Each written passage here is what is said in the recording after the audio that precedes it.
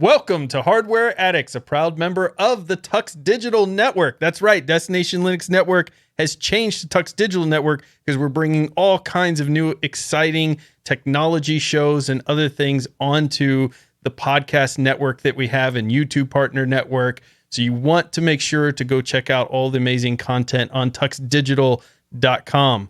Hardware Addicts is the podcast that focuses on the physical components that power our technology world. And in this episode, we're going to be talking about new storage technology that could change everything for quantum computing and computing in general. Then we're going to head to Camera Corner where Wendy will discuss proper camera maintenance. So sit back, relax, and plug in because Hardware Addicts starts now.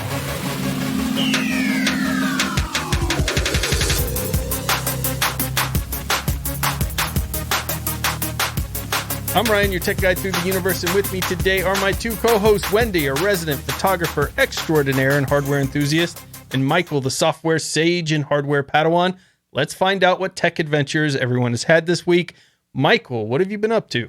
Well, I have an update from the previous one we talked about in the last episode, and about the launch keyboard from System 76, and I talked about how it hadn't arrived yet, and it's kind of funny because about 4 hours after the episode aired, then it arrived. So they knew. They heard the show. They must have. It's impressive considering it hadn't come out yet. But it was kind of funny because I was like, yay, we got the episode out. And then all of a sudden, oh, okay. Now we're kind of wrong. It has arrived. And as my typical self, it is still in the box. No, not still. Really? That was 2 weeks ago. It was 2 weeks. It's still in the box. Why? Michael. Because, Michael. Okay. Baby steps, people. I opened a few packages quickly. And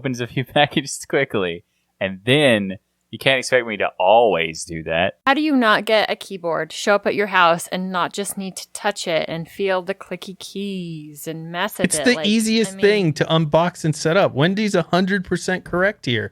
How do you not just open the box and plug it in and start using it? It's a keyboard. You don't need to do any special setup or programming or anything. You literally just pull it out and plug it in. Michael. Well, I wanted to film the unboxing, and unfortunately I didn't have time to do that filming part, so that's what held me back. Does that you know how much people love to see a box open. Yeah. Exactly. Yeah. Box opening is, for some reason, a very popular thing. I mean, there's a channel dedicated to that that's got millions of subscribers. So it's possible that people might want to see that. You never know. Our whole audience is on the edge of their seats. Like, what does the box look like? And how does it open? And Michael's like, I got you. And also, it's not as if Ryan didn't do exactly that already. No, it's completely different. It's different, yeah. When Michael does it, the way he opens the box is just so unique. Exactly. I'm going to have like music playing to it when it opens, and it's going to have some B-roll and some different like zooms and slow motion and all sorts of stuff. You got to do it properly. Otherwise, it's not really an unboxing. You know what, Michael? I expect when you release this video that it has all of that crap included now. And our listeners will be so disappointed if they click on your video and there's not zooms and music and what did you say? All kinds of crap happening. Slow motion. With the unboxing. Yeah. Yes, all of that. Yeah, you're going to have to make this extra super special now, like the best unboxing ever. That's our challenge to you. The best unboxing ever. Challenge accepted. Nice. Well, listen, you're going to hopefully have a better experience than I did with the launch keyboard. Mine went off to the repair shop because it died, as I talked about in the last episode. And I just got notice today, so it's been 2 weeks since the last episode, that it is on its way back to me. So hopefully this version of it works, but I hope you have a much better experience than I did. But until you unbox it, you'll never know. So I guess your experience is really good because so far, it'll never break. The exact same as yours, your unboxing part. It doesn't work, because you haven't plugged it in. All right, Wendy, help us out here. Tell me that you had something you opened that's technology related. No, I haven't opened anything. Well, but I will be opening something, and that is my tablet. I use this tablet all the time, take notes on it. It's back and forth with us to different co-ops and stuff, and the dreaded "it got dropped and the screen is broken" thing happened. Now, the worst thing about these kinds of tablets, it's been a long time since I've replaced any glass on one of them, that it's an entire package. You can't just buy the glass. You have to buy the whole thing with the digitizer. And this has got major touch sensitivity because your pen, based on the pressure you put on it, can affect it. You know, it has some awesome drawing apps. So to just replace the screen myself is going to cost right around $90 US. I can't imagine what it would cost to have somebody else do it. So I've got the screen on order, and for the most part, I don't think this will be too bad to get into, other than where it's cracked is right around some of those corners. Of course, you know, it can't be in the middle. And the only way to get into this particular tablet is to, you know, of course, heat it up. You have to go in through the screen. You can't get to any of the other components unless you remove the screen in the first place. So that part's going to be a little bit tricky. I think I need to go buy me a good heat gun, but otherwise I've got the rest of the tools, and that's the project on the horizon for me. Very nice. Now, one of the best investments I made, because I have a lot of friends that break their screens and want me to replace them, that my wife volunteers me for, like, oh, my husband could fix it, as we know is her thing, is a hot air rework station. And so this is very similar to what you would get in a soldering station, in which it's kind of a control box with different settings for the heat and things. And on the side of it, of course, is a hot air gun that allows you to control the temperature perfectly. And this allows you to be able to get that glue so that it softens up enough where you can peel off of these screens without doing extra damage. And one of the problems with a cracked screen, of course, is the shards. So a really good pair of tweezers, not the kind that you would get maybe at the grocery store or Walmart, but actually tech tweezers that allow you to get those little pieces out, has been super helpful for me as I've replaced these. Although I've done it where you're using like the hot packs and things like that to loosen the glue when I didn't have the fancier equipment. But the fancier equipment makes all the difference in the world when fixing these things. So I heard you say that you were looking at a hot air gun, and look at a rework station, because that's their sole purpose, and you have a lot more control of the heat. And the hardest thing for people like me, which I don't think is going to be an issue for you, Wendy, is patience. So I end up turning up the heat because I get bored of waiting for it to soften too much and cause problems that way. But it's a fun project to do. And once you've done a few of them, it starts to get easier as you start to kind of learn they all pretty much work the same. That is an awesome tip. I will start looking into them. I know it's not the last screen I'm going to be replacing, so I might as well have the tools on hand to just do it easily. And right. We talked about a camera here a few weeks ago, episode 58, the Insta360. It kind of sounds like you've made the jump. I bought one. How about it? I'm jealous. You made me buy one. It's your fault, Wendy. It's completely your fault. You talked this thing up so much, and you made it sound so cool that I couldn't help myself, and I had to find a reason for it. Well, Michael and me both had to find a reason for it because we both bought one, I think, or Michael will be buying one. We are going to scale. So for those who don't know, this is a Linux Fest held in Los Angeles, and it's one of the biggest Linux fests out there. And we wanted something that would allow us to do our parkour. If you've not listened to the last episode, then you need to do our parkour tricks at scale, along with maybe doing some Linuxy stuff and maybe taking pictures and video that we can upload to our channel, with meeting Jill for the first time. So those are fans of Destination Linux as well, podcast that we're all a part of. Then you need to, if you're not, then you need to go check that out, because we're all going to meet for the first time there at scale. We've tried to convince Wendy to go as well, but she's refusing to this point, but we're still working on it. But the Insta360 has some really neat features. Obviously, it has beautiful 4K footage. It's very small and compact. You can take it anywhere with you. But also, there's some features that I was looking at that allow you to stream directly from this device, utilizing the app to YouTube and things, which will make, of course, this conference attendance and making people feel part of it with the things we want to record much, much easier to be able to do that without a laptop and some cables and all that other stuff and trying to get the interfaces to work. It's, of course, has the HDR. It's rugged and waterproof. It's got a really long battery life, and you have the interchangeable lenses that you can get as well, which makes it even cooler. So there's so many great things about this little device. We couldn't just not pick it up after you talked about it on the show. So we've got it. I've been playing with it a little bit. I need to do some more stuff with the app itself, but it looks like it's just going to be a fantastic little camera. Yeah, that's awesome. I'm looking forward to playing with it myself, and I can't wait to show off the parkour skills. Absolutely. And we talked about this camera, and Michael looked this up. Thank you for doing that. Hardware Addicts episode 58. So if you want to learn more about this camera, get Wendy's perspective on it, check out Hardware Addicts episode 58. I can't wait to see the video and images that come out of this. Super excited. Very jealous. I'm going to leave it in auto mode, though. It's the only option anyways. I think that's what you're supposed to do. Another thing that you're supposed to do is check out DigitalOcean. This episode of Hardware Addicts is brought to you by DigitalOcean. Because cloud computing can be, let's say, complex, but standing up reliable, affordable cloud infrastructure, it really doesn't have to be. At DigitalOcean, you can enjoy a comprehensive portfolio of compute, storage, database, and networking products that put your cloud infrastructure in capable hands so you and your teams can get back to doing what matters most, building world-changing apps that grow your business. DigitalOcean also provides predictable pricing, robust product docs, and services that developers love.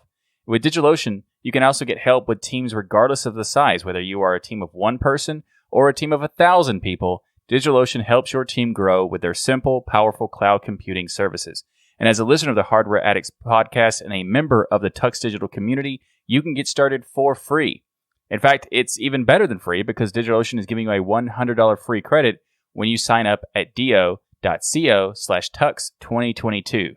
That's do.co/tux2022. So again, you can get a $100 free credit at DigitalOcean's awesome cloud platform by going to do.co/tux2022. I want to thank DigitalOcean for sponsoring this episode of Hardware Addicts. So it seems no matter how much storage I buy, I still need more.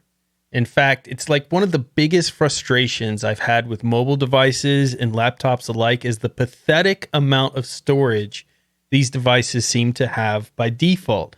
Have either of you seen this as well? It seems like they're going backwards in some cases because they want you to utilize their stupid cloud storage that I don't want.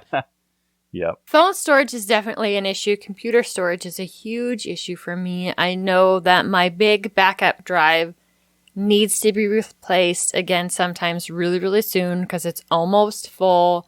It's probably one of those things that I should go ahead and get a NAS for instead of just using a single drive. But at this point, 10 terabytes is no longer large enough, and it's time to step up my game or just add a second drive in general. So yeah, I understand. Wow, 10 terabytes is a lot already. But yeah, that's if you need more than that, that's going to be a NAS would probably be a good option because you can have multiple drives.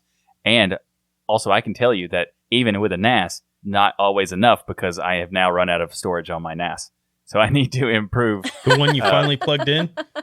I've been using it for years. Yes, it was sitting on a shelf for like 4 months, but Imagine that's not happening anymore. I've been using it for years, and I'm now pretty much at like 85% usage of the NAS. So I need to get more drives and put it into there. And I've already ordered a couple drives, and there was some issues with the shipping, so I didn't get them yet. But I'm looking forward to it because storage is very important and I'm constantly in need of it. So, yes. I was going to make that comment about you being constantly in need of more storage because, Wendy, I usually will get a message from Michael every quarter saying, hey, is this a good drive to buy? Is this a good drive to buy? And it seems like it's every quarter on the dot. Like he always needs more storage. And it makes sense because of all the video content and everything that you're doing, the pictures, all of that stuff. You're always running out of space. But we're going to talk about something today that could fix all of that, except it's not going to fix any of the stuff we're talking about because it's more related to quantum computing. But it's still amazing. And sometime in the future, if quantum computing ever got to personal computing, it could fix our problem because what it can store is mind-blowing here. So really the beginning of this was just me to rant about storage because this technology's otherworldly. I guess all of us at to this rant point. About storage. Yeah, I really always want to rant about storage because it is a frustration for me. So the best part of this new discovery, this new breakthrough for storage woes is that it didn't even come from one of the big name storage companies out there. Rather, it was discovered by Adamant Namiki Precision Jewel Company. That's right, jewelers discovered this in Japan, who partnered with some researchers from Saga University, and they discovered a way to create a 2-inch, just 2 inches or 55 millimeters diamond disc intended for quantum computers. It's the largest diamond storage device ever created, capable of holding up to 25 exabytes of information. I bet Michael could fill it. Yes. Challenge accepted. Michael, 25 exabytes is nearly enough to hold all of your selfies. Almost. Not quite. Almost. Close. I need at Really least close. 2 of these diamond things in order to actually store all my selfies. So, Yeah. I mean, you can never It's have that too hair. many selfies. It That's is. true. The hair takes up so much space. space. Exactly.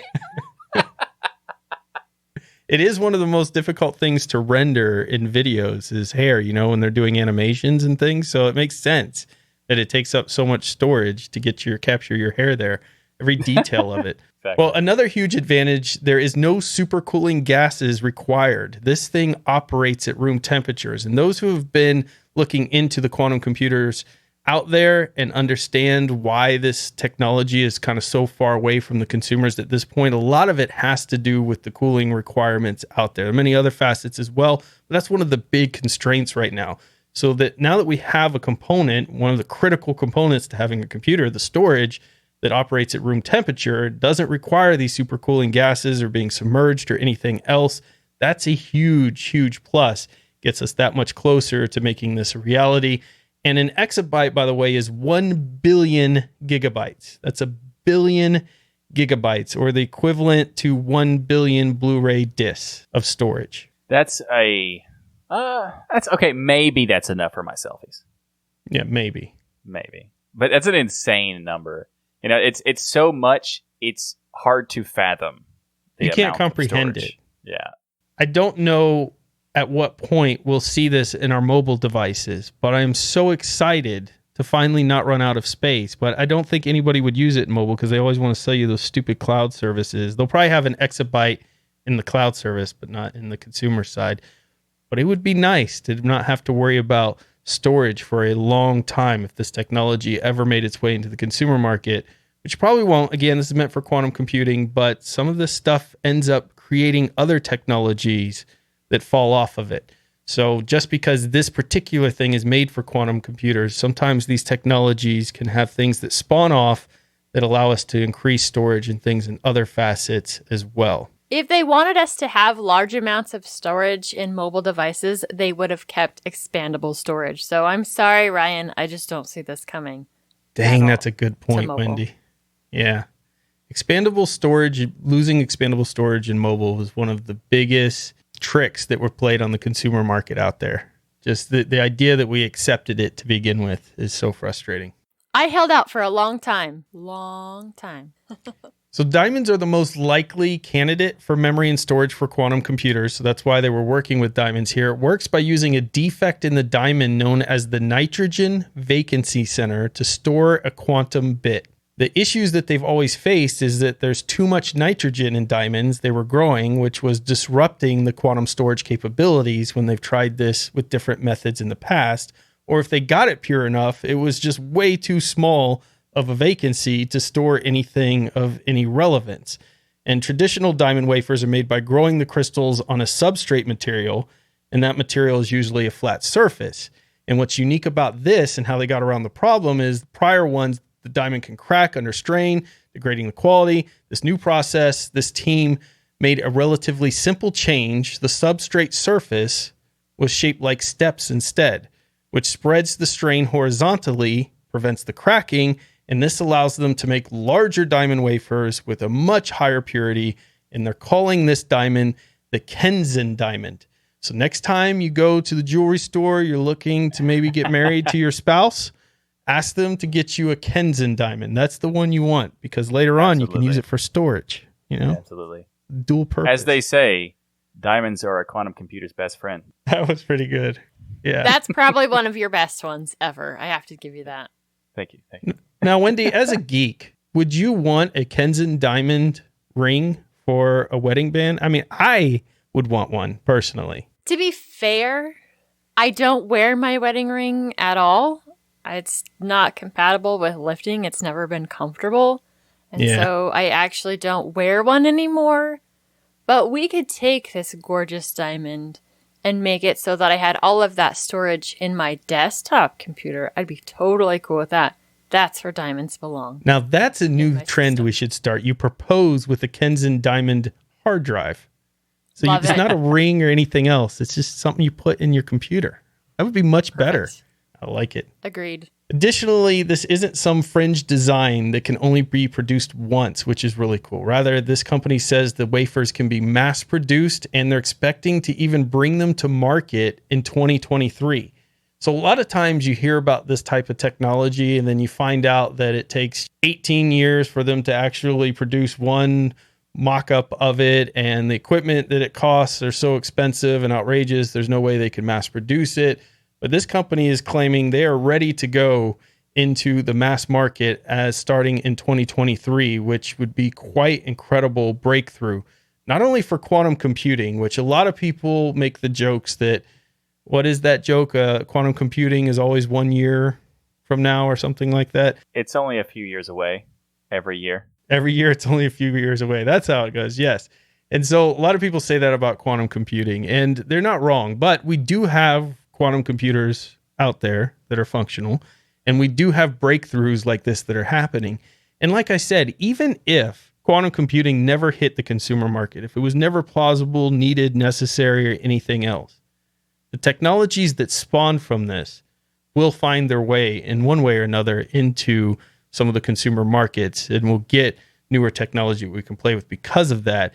And so it still excites me, even thinking if we don't get quantum computers in my lifetime, that this technology is out there and they discovered this, because there's all kinds of new ways that this can be utilized. And the fact that it was figured out by a jeweler is so fascinating to me for so many levels, when you have companies spending billions of dollars in R&D to do something that a jeweler is just like, hey, let's just change the substrate and see if it'll make a difference. It makes sense to go to someone who works with gems. Like, their business is gems. They specialize in diamonds and what they look like and how they react. And knowing this diamond is going to do this thing just from the sheer amount of knowledge that they have in jewelry, it's kind of perfect that they are the ones that teamed up with this university in order to make this happen. I also think that because the technology is there, they've been trying to do this for so many years, that's probably part of the reason it's going to come to market so fast. There really wasn't new techniques, or not necessarily techniques, there wasn't new equipment that needed to be made. They could use the same equipment, just do it in a different way or use it in a better way. Yeah, it makes a lot of sense that they would go to a jeweler for, the expertise, like Wendy was saying, with gems or stones. And it's because, of course, it's not like they could contact Thanos anymore for the Infinity Stones. Oh, come on, Michael. Come on. That's not real. That's not real. How dare you? You take one of your best ones and follow it with one of your worst ones. You got to have variety. It's spice of life. Variety is the spice of life. Well, I know that there's an old saying out there that diamonds are a girl's best friend, but with this technology, diamonds are going to be everyone's best friend, because I want diamond storage in my computer. I will accept nothing less. I want a Kenzen diamond in my machine as soon as they hit the market, and quantum computers and all that other stuff. But I will be one of the first people to pick it up because I need that much storage. I don't know why. I just need it. Do you have any idea how much these are going to cost? Like, is this just a dream way out there? I can imagine these are pretty dang expensive. Well, the fact that they're growing these diamonds, this is not a natural diamond you have to find out there, would reduce the cost for sure. And it depends on how much they're going to have to produce or how much they can produce of these. Obviously, right now, there's no consumer market even being thought of in this case. Although, again, these things can sometimes stem into the consumer market in other variations. But I would imagine this wouldn't be as costly as some of the other technologies that we've seen to create storage in the past. And the fact, like you mentioned, that this is just kind of a new way of taking the substructure and designing, as you're growing this diamond in a different way, that it really shouldn't be that outrageous with those things factored. But then again, We know how those things go in technology. I mean, just look at the GPU market. You would think the GPUs are all made of natural diamonds with the costs they're asking for a lot of these things. So that's it. I hope you guys enjoyed this discussion on it. Let us know if you're interested in picking up one of these quantum storage devices, if they ever hit the consumer market, or if you know more about quantum computers and some of the storage practices they have, hit our discourse forums and let us know about that. You know, it's really interesting that you talked about having the synthetic approach to do it. That's the best way they could make this happen. And I figured out why. It's because maybe all carbon doesn't want to be a diamond. Sometimes it's just pressured into it. Oh, Michael. Hey, Wendy, have you ever thought about just doing the show with me and you only? Yeah, sometimes I think it's a good idea. Where would we be without Michael and his we need Michael. Good and horrible jokes? We need those dad jokes. We need those dad jokes to break up these complex issues. Totally. You may not be able to have your own quantum computer, but you can get Bitwarden. Bitwarden is a password manager that we use and trust. Bitwarden lets you set up things like a PIN to easily access your password manager as well as additional authentications, such as master passwords and adding phrasing to fingerprint security, all to keep your passwords safe. Bitwarden is the easiest and safest way for individuals, teams, and businesses to store, share, and sync their sensitive data. Go to bitwarden.com/tux to get started for free. Say you want that premium account. It starts at just $10 per year. What comes with that? 1 gigabyte of encrypted file storage, 2-step login with YubiKey, U2F, and Duo, Vault Health Reports, TOTP Authenticator storage and generation, plus priority customer support. Make the smart move like many in the community have and go to bitwarden.com/TUX to get started for free. If you're like me though, you're going to want to show your appreciation to this awesome open source project and sign up for that premium edition that starts at just $10 per year. Thanks to Bitwarden for sponsoring this episode of Hardware Addicts. You know what I'm thinking? We could probably send this episode to Bitwarden and see if they could get their hands on some of this diamond storage, because they could probably utilize that, you know? That'd all their be awesome. servers. Yeah, we need to get some diamond storage over there on Bitwarden. So, Wendy, take us over into the camera corner and tell us about camera maintenance. The biggest thing that you can do with camera maintenance is actually take care of your camera from the very beginning. Now, I know that can be hard, but don't store your cameras in moist environments. Have a proper case for them that's keeping the dust and whatnot off of them. And I know we're coming into summer, especially over here in the Western Hemisphere.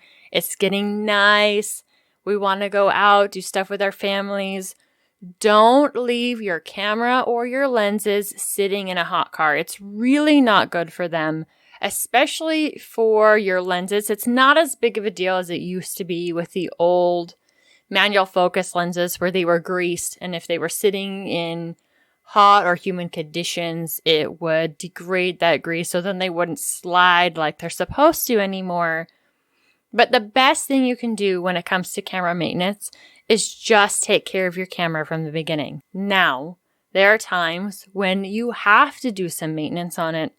And this is one of those situations where I say, go find a professional. And that's if the sensor of your camera needs cleaned. They are incredibly delicate. Most cameras have a setting that helps you clean them. They'll do some vibrating or they'll move those mirrors up and down. And they can get rid of some of the basics. But if you're noticing that there are spots that are staying there all the time on your images, regardless of whether you're changing lenses or not, that's dust directly on the camera sensor. Don't do that to yourself. Take it to a professional and have it cleaned. Now, what you can clean is the lenses of that camera body. And there's specific tools that you can pick up to help with that. Microfiber cloths are absolutely awesome if you have sunglasses, regular glasses. Chances are you already have some microfiber cloths around. They're awesome for cleaning lenses, but you don't want to use that right away. If you have larger specks of sand or dirt, if you go to just rubbing that on your lens, you can cause scratching, grooving in that. It's going to degrade the quality of lens. especially taking off that coating that they come with that helps that light come so nicely, so pretty through the lens. So there's little blower bulbs is what you'll find, and you can blow the air onto them, get some of those larger bits and pieces off, use a brush, they usually include one, to get some of those larger chunks off, and then you can go through and clean it with a microfiber cloth. Now, Wendy, does this include the back of the lens as well? Because I've always cleaned the front of my lens like you're talking, but I never touched the back of it, the part that would connect into the camera body. Ideally, you are covering up the back of that lens as soon as it comes off the camera. As in, you are holding your camera upside down so that the opening of your camera body is facing down so you're not having dust fly into it from the top. And then you're immediately capping that lens. But sometimes dirt, dust does get on that, and you can use that same method with the brush to clean off that back lens. Most of the time, if I'm seeing spots in an image, it's because there is dust particles on the front or the very back of it. Especially if we're out at my in-laws, we're out on the ranch, it's a lot more dirty out there. So you can use those same techniques for the back. If it's anything deeper than that, like especially on zoom lenses, dust can get further into those lenses. You could take them apart and clean them yourselves, but just like the camera body, I recommend taking them to a professional if there's any dirt deeper inside of there and have it professionally cleaned where they can put it back together the right way. There are so many intricacies that go into producing one of these lenses that while I love being able to take care of my own tech, this is one of those places where it's better to go to a professional and have them clean it. So yes, clean the front and the back if you absolutely have to, but any deeper cleaning of a lens, take it to a professional. Now, with a mirrorless camera body, is there less maintenance required in as far as having to worry about smudges and things potentially getting on those inside mirrors? Less maintenance, yes, as far as you have fewer moving parts. You don't have to worry about that mirror wearing down to where it's no longer working properly. And you just want to be making sure you're keeping an eye at it. How is it functioning? If you're getting a lot of dirt and dust in there, of course, you're going to wear down that function more. But if you're taking your camera body in to have it cleaned, this would be one of those great situations to be, hey, why don't you go ahead, check out the mirror function as well. What does that look like? What does the wear look like?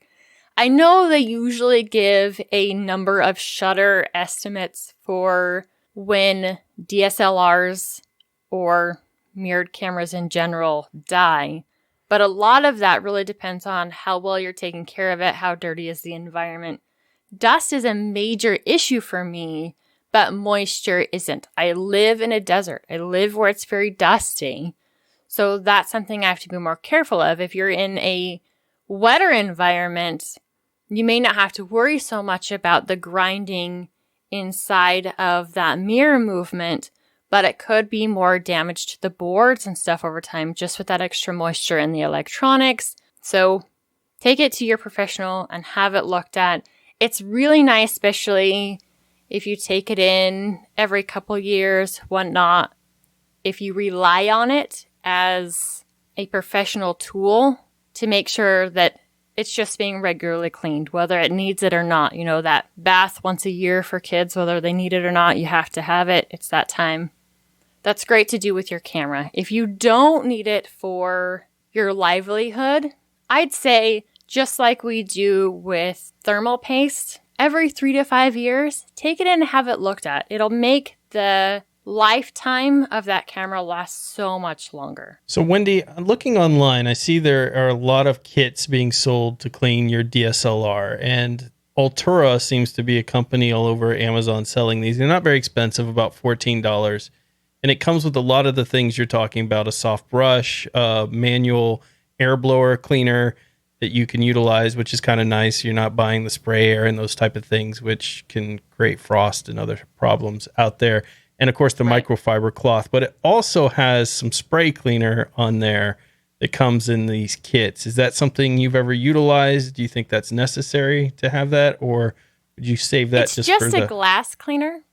Okay. Yeah, it's just a glass cleaner. You wouldn't want to spray it directly on your lens. You'd want to spray it on the microfiber cloth and then clean the lens. But otherwise, yeah, they can definitely be beneficial. It's just like when you have glasses. I buy my sunglasses with an extra coating that helps prevent oil from sticking to the lenses. But I'm busy, I'm cooking, extra oils get on them. And sometimes the microfiber cloth alone doesn't cut it. And you have to use a glass cleaner. Now, you don't want to use just any glass cleaner typically on the lenses. You want to use a safe one. You don't want to degrade that coating that we talked about on your camera lenses. And the ones that will come typically in packages like this are pretty good. Altura is a pretty nice company. I have used their flashes before. I've had really good luck with them. And like you said, they're one of the options that aren't ultra expensive. It doesn't have to be super expensive. But yeah, that's where these different sprays can come in handy, is when the microfiber cloth alone just won't get off what you need to. And I see that the spray that they're using is alcohol-free, ammonia-free, and things like that, just like you were talking about, so that it doesn't remove any of the coatings and stuff on the lenses, which is nice. Exactly. That's pretty much it when it comes to camera maintenance. Number one is always take good care of it from the beginning. If anything else needs to be done, work needs done, other maintenance needs done, take it to a professional and have it done. And if you're cleaning your lens yourself, be careful not to scratch it. Blow off those larger particles first, use a brush, get it wiped down, and then use a microfiber cloth if you absolutely have to, one of these optical cleaning solutions, and you'll be able to take awesome summer pictures. Very nice. And then the storage as well, making sure you're keeping it out of those moist areas like you mentioned in the beginning, and a nice camera case so it's not getting knocked around and broken that way.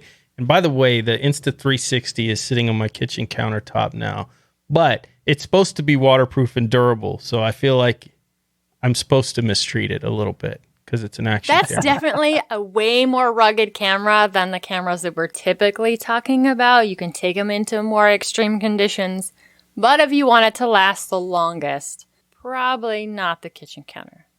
All right, fine. I'll move it after this episode.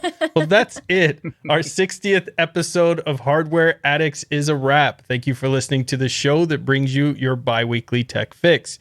And if you're not all lit up on tech yet, then be sure to check out all the great content on the TuxDigital Network. Head to tuxdigital.com to check out all the great podcasts and YouTube partners available. There is so much there to fill your brains with. Remember, there's no such thing as too much hardware. Learn, build, innovate, and grow. We hope you enjoyed the show, and we'll see you next time for another quantum breakthrough episode of Hardware Addicts, where you always get diamond clarity.